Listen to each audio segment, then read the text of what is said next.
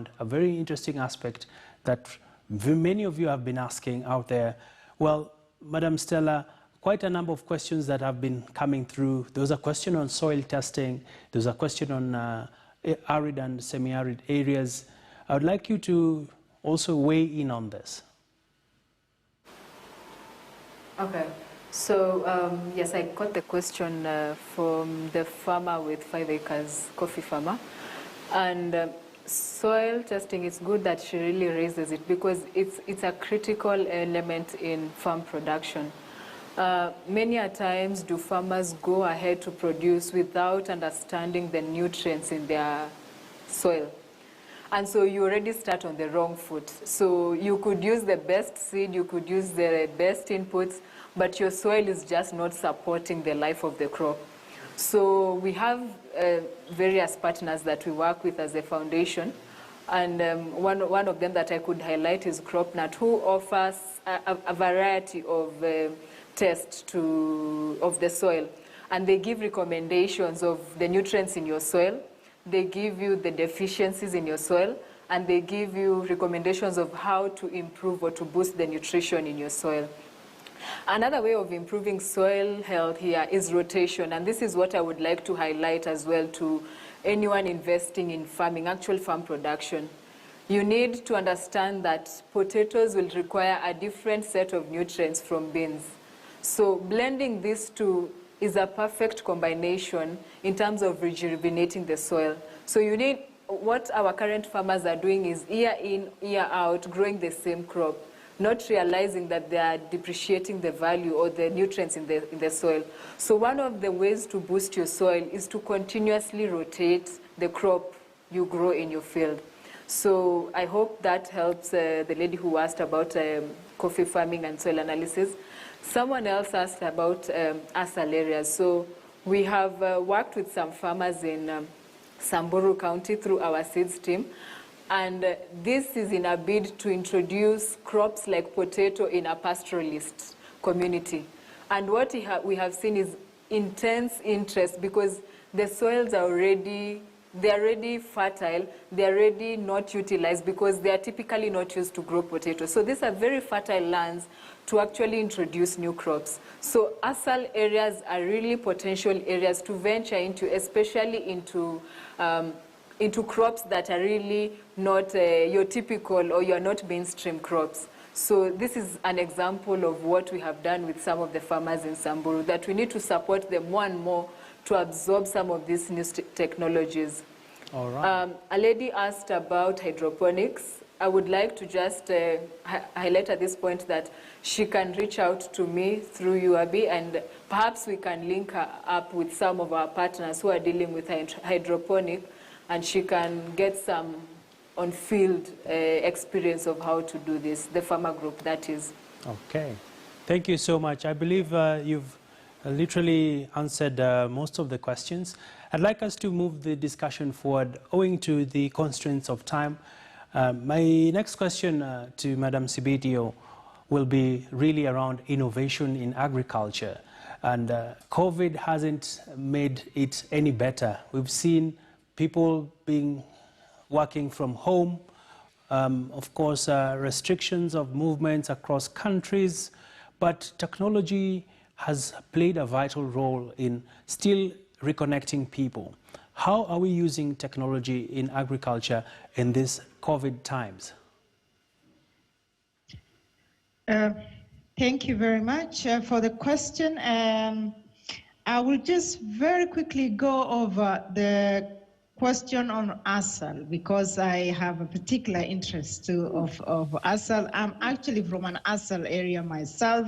Okay. I am from Marsabit County. So just to say that the ASAL, of course, we know the dominant economic activity there is livestock, is pastoralism, but it has huge, huge, huge potential for crop farming as well. And what is just needed is mapping the different soils to see what sort of nutrients exist, and then to just have the right infrastructure for producing crops.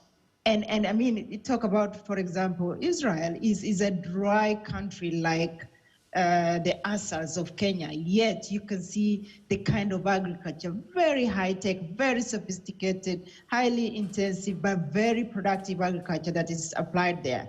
I think it's just a question of having the right policies and having the right measures in place. And for us, from AGRA's perspective, we will certainly be working with the smallholder systems also in livestock and the women enterprises around milk, and this for sure we will get to. So coming back to technology, especially in the context of COVID, and COVID is really a very unfortunate disaster that has happened to our world, our generation now. It has affected people terribly. It has affected economies terribly. And it has affected even the rich countries and the poor countries, the rich people and the poor people. So this is, funny enough, a disaster that sort of just sweeps across and treats everybody the same way. The only thing is that people feel the impact of COVID on the basis of their actual situation. So talk about these women businesses, youth businesses, and agriculture business is really a very complex business because you have to be outside there, moving agricultural commodities, supervising basic farm operations, and getting logistics and supply chains in place. And what COVID did is it just disrupted all this. And so it was really a struggle for most of the agri-entrepreneurs to get their operations going, to get their businesses going. And we did a small survey, AGRA did a small survey, over 100 SMEs of women, just to find out how they are faring. And it really, what we saw was shocking. The 75% of them, basically 75 of the 100 businesses, said that they lost 50% of their revenue in the first 3 months. So you can imagine what this protracted period of lockdown means for those businesses. Those businesses are going to collapse.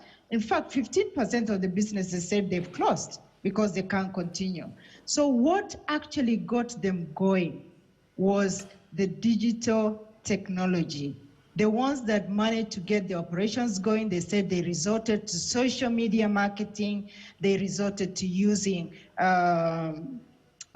channels, like distribution channels that are not the normal ones, because their supply chains were interrupted. They had to, for example, sell from house to house. And so the use of WhatsApp, for example, and different Facebook, these are the things that got their businesses going. So talk about technology. Digital technologies really offer huge opportunity to continue the services in the context of COVID, but also really to use it to digitize our operations in Africa. The digital economy is emerging now through COVID, and I think we should really build on it in every sector, and agriculture included. So the issue of extension services through mobile phones, the issue of access to finance through digital tools and technologies, the issue of access to market information through digital means. These are all possibilities that are being explored right now, and it's very useful for us to fast track it. Thank you so much, Madam Sibidio. And Caleb, as we get to the tail end of this conversation, we've also seen social media being a critical pillar for some of the farmers. And of course, during this COVID-19 disaster or pandemic, as it has been labeled, from where you sit, how can the young people use technology to their advantage in order to grow their agri-business ventures? Right, Abby, this pandemic has forced me to coin a word. I'm saying it's about time we start thinking about the Uberization of agriculture.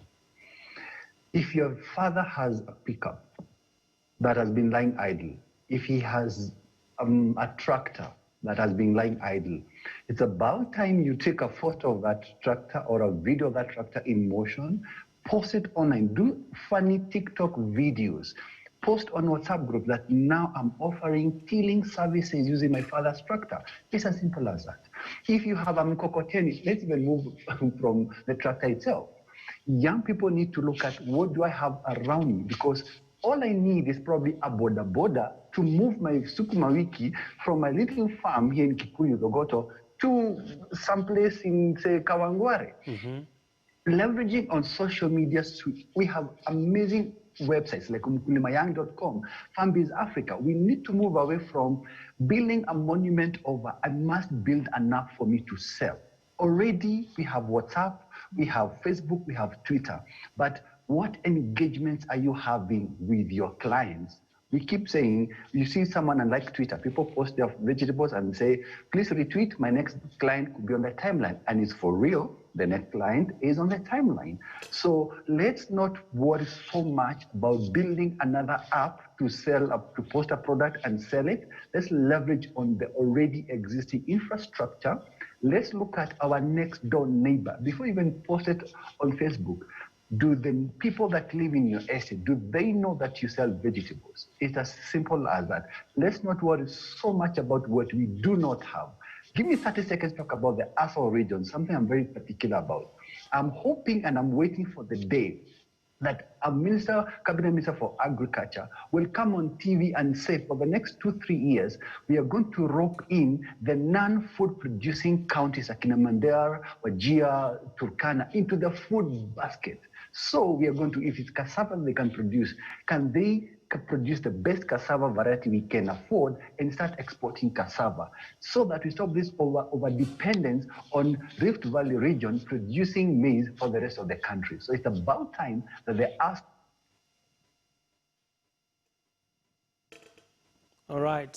Sorry about that. We seem to have lost Caleb as he was making his comment.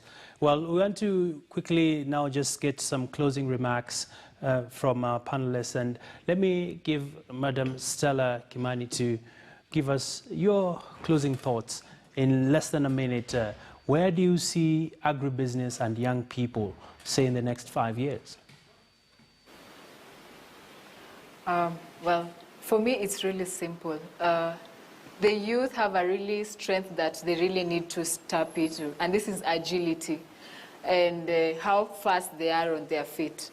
So the youth really need to recognize they have all these avenues, like Caleb was saying. They have access to technology, they have access to social media, they have access to platforms which the women and the men in the farming community do not have. So for me, where I sit, the youth should push for a symbiotic relationship with the women such that they are adding value to the women in the community or the men who are farming. So a typical example, just to wind up, is a youth could partner with a woman or a team of a farmer group of women and serve as their marketing agent for their produce. So like Caleb was saying, he could potentially post in Twitter, I have X numbers of potatoes, who wants to buy? So they act as a link, and because the men and the women in the village really do not use the digital platforms adequately, the youth, this is where they could really use their strength to support the agricultural value chain. Thank you, Madam Stella Kimani, for those very enriching words. And to Madam Sabidio, as we wrap up, where do you want to see women and inclusivity in agriculture in the next decade? Yes, I really would like to see women, and this is young, and of course younger women, especially those who are coming out of schools with skill that really the agriculture sector needs.